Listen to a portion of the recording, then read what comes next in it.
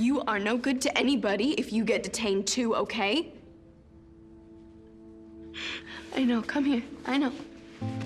The final episodes of The Fosters have kicked off, picking up right where Season 5A left off. So let's break down Season 5, Episode 10, right here on What Happened.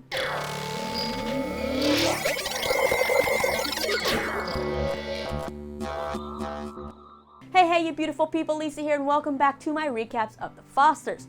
Now, as you may have heard by now, this season is going to be the last of the show. That's right, the show will be ending with these episodes of Season 5, but don't worry, we'll get 3 special episodes this summer to wrap everything up. Now, if you're sad that the show is ending, there's some happy news in that the show is getting a spin-off focused on Mariana and Callie. There's going to be a time jump, they're moving to LA, and if you want more news all about that, you can check out my news video right in the description below. Now let's get back to talking about this week's episode titled Sanctuary. We pick up right where we left off with Callie, Ximena, and AJ in the church singing Sanctuary. Now, the other main plotline of this episode deals with Brandon and Grace, so let's talk about that one first. After prom, Grace tells Brandon she feels like she has a cold or the flu, and this definitely worries Brandon since he knows she has leukemia. He ends up calling Grace's mom to come over, which Grace is not too happy about. Well, it turns out that Grace has 102-degree fever, so Susan wants to take her to the hospital. Grace still thinks Brandon doesn't know she's got leukemia, so she's trying to tell her mom, let's not talk about all of this in front of him, but Brandon eventually reveals that he does know. And now Grace thinks that all the nice prom stuff was just a pity prom for her, and she tells Brandon to get out. Brandon's now sad and goes home where he gets some advice from Lena about how maybe Grace just doesn't trust that Brandon loves her just yet, so he needs to show her that she can trust him. Brandon takes Lena's advice and goes to visit Grace at the hospital the next day, where Grace is now calmed down and she knows that her mom made him promise to not tell her. Now, Brandon explains to Grace that he had the whole prom planned out before he knew about the leukemia, so it wasn't a pity prom. He then asks Grace why she didn't want him to know about the leukemia, and she explains that everyone's always looked at her like she was the sick girl, so when she met him and he didn't know, he never looked at her like that, and she didn't want that to change. Brandon then sweetly tells her that it doesn't have to change, but Grace still thinks that they need to say goodbye. Brandon, though, he's not going anywhere, but he does find himself caught in between Grace and her mother when the doctor comes in to tell Grace that she'd be a great candidate for a new gene therapy treatment they've had success on. There's, of course, the probability of some side effects that could happen and could be fatal, which worries Susan, and she doesn't want Grace to consider the treatment. However, Grace is pretty set on wanting to do it. Now, I like Brandon and I like Grace, but I'm not quite sure I'm sold yet on the whole Fault in Our Stars Walk to Remember type storyline. I feel like it's been done so many times, but I am curious to see just how the Fosters ends up putting their whole spin on this. Will Brandon and Grace have a happy ending, or will there be another tragedy here on the show? We'll just have to wait and see. Now, what's going on with all the Anchor Beach school drama?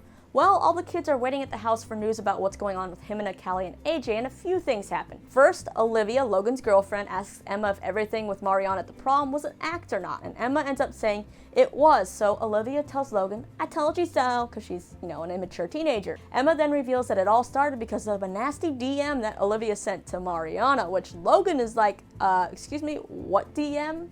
Yeah, that's the actual last bit we see of that drama in this episode, but I'm hoping that Logan breaks up with Olivia. Jude then tells the group that Monty came over the other night and is leaving Anchor Beach and that Mama might go with her. When Mariana asks Lena later if she's leaving Anchor Beach, Lena says that she doesn't know yet, but she might not have a choice, and Mariana thinks that Lena is abandoning them, but Lena explains that she has to make sure she can provide for her family first, and she'll talk to Mariana about it later. Now, Emma is sleeping over and asks Mariana about the weird look she had on her face earlier when she looked at her phone. Well, earlier we saw Mariana look at her phone to see the text from Nick finally, which caused that weird look. After avoiding Emma's question earlier, Mariana finally tells Emma that Nick texted her and says that he can help save Anchor Beach.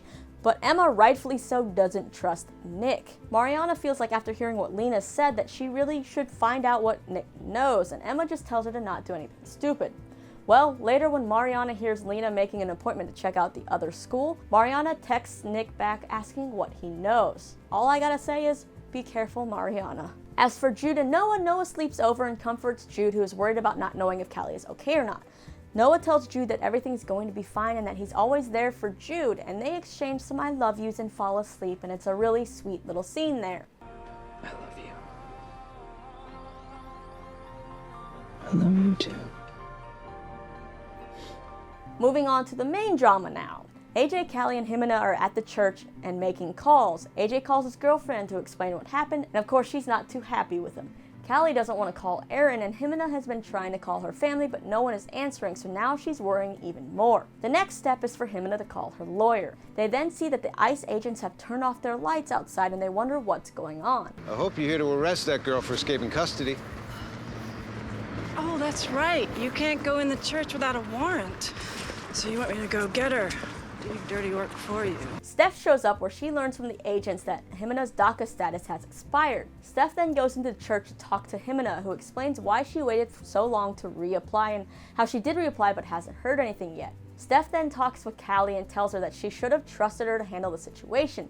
And then Steph, of course, asks just how AJ got involved in all of this. Meanwhile, Lena shows up at the prom to get Poppy since Ximena wasn't able to reach her, and she takes Mariana and Poppy to Poppy's house to find out what's happened with her parents. They see that Ice is already there and they have Poppy's parents. Ximena told Poppy to record everything, so Poppy gets out of the car while Mariana films on her phone. Ice tries to take Poppy as well, but they explain that Poppy is actually a citizen, so they can't really arrest her. Instead, they tell Poppy they have to take her with them to hand her over to child services. Once Ximena learns what happened at the house, she wants to sneak out of the church to help, but Callie convinces her to stay because Ximena would be no good to anyone if she ends up being detained. Ximena's lawyer shows up and explains how there's no rollover with DACA and they can't find out the status of Ximena's application in the middle of the night. So the lawyer just has one suggestion. He tells them to make Ximena as visible as possible because one thing that scares ICE is public outcry. Callie then starts to film a lot while they're in the church and also goes live on Facebook having Ximena share her story. We should sign off now, but please send this video to everyone you know. We need to get Ximena's story out there. Meanwhile, Mike shows up to help Steph and says that they have a problem. It looks like ICE has brought out some other cops since they say Steph isn't doing their job. They're trying to all say that Ximena can't claim sanctuary since she escaped police custody. But Steph then makes up a story saying that she actually released Ximena, which ICE of course calls a load of crap. Steph then pulls the two cops aside and explains the situation and how her own kid is inside and that they don't have to comply with ICE. The cops end up taking Steph's side and leaving, which ICE isn't too happy about. Now as everyone settles in for the night, Mike and Steph sleep in the car outside to keep a watch on everything. But before they fall asleep, the lawyer tells them that ICE could be hanging around because they're waiting for a warrant and not to arrest Ximena, but for the FBI to come and arrest Callie and AJ. Steph then confronts the ICE agents and they say, hey, yeah, that's exactly what we're waiting on, which of course is just another thing to piss Steph off. Now inside the church, now that the drama's kinda died down for the night, Callie and AJ get a chance to finally talk about what's going on. And AJ explains why he was outside while Callie explains why she and Aaron were fighting, which was about AJ. She tells AJ that maybe it was for the better that she didn't end up talking to Aaron and that she should let Aaron go. Meanwhile, AJ reveals that, maybe he got into a relationship with someone else quickly because he thought it would help him get over Callie, but it didn't help him and maybe he doesn't want to get over her. Callie then avoids responding to that confession by saying they should just go to sleep. So she ends up going to chat with Ximena, who asks Callie about her history with AJ. And then He's hot. Yeah. Are you interested? I don't date boys. I'm gay. The next morning, it looks like word has spread thanks to the Facebook Live, and there are a bunch of supporters outside on the lawn of the church protesting ICE. The rest of the family also shows up with food and clothes, but then an FBI van shows up and everyone is worried. The FBI agents end up talking to the ICE agents, but then they get back in their van and leave, which is a huge relief to everyone. ICE then says they have to wrap it up and they're done here, for now at least. Inside the church, Callie has been worried that Steph and Lena would be mad at her for what she did, but Lena assures Callie that they are actually proud of her, but it's time for her to come home. Before she leaves, Callie says bye to Ximena, who thanks Callie by saying she's never met anyone who cares about other people more than her.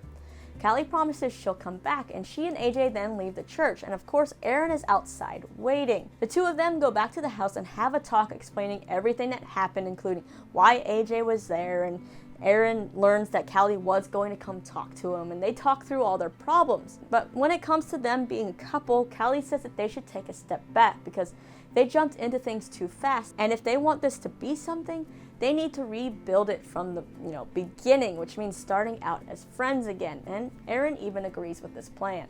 The episode then ends with Callie calling Ximena to say that she's working on a profile of Ximena from all the footage she's filmed, and hopefully they can put it online and spread the word.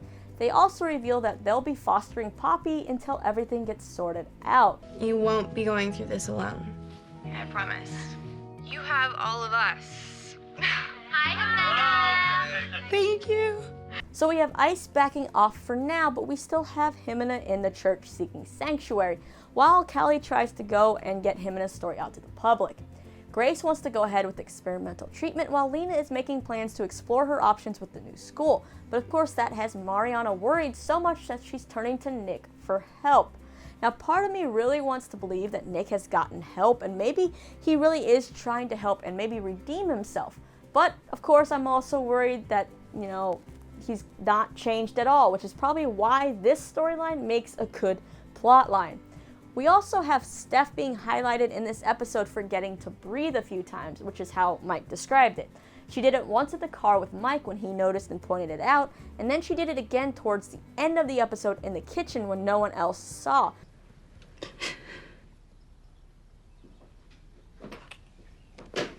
So I'm kind of wondering if this is going to play a bigger part in the season related to Steph or not. Now let's take a look at the promo for next week.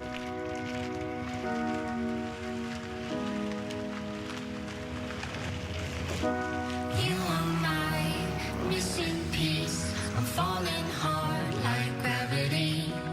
Here and now. Here and now.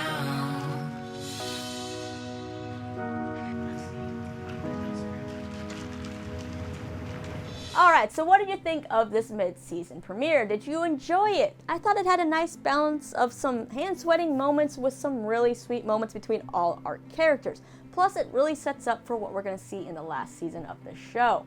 Hit me up in the comments down below and let me know your thoughts on the episode and what you hope to see in the future. Hopefully that includes that we get more of Jude's storyline, which I do believe is happening, and you can get details about that right over here with my interview with Hayden Byerly. Don't forget to subscribe if you like what you see, and thanks so much for watching and talking all things The Fosters with me.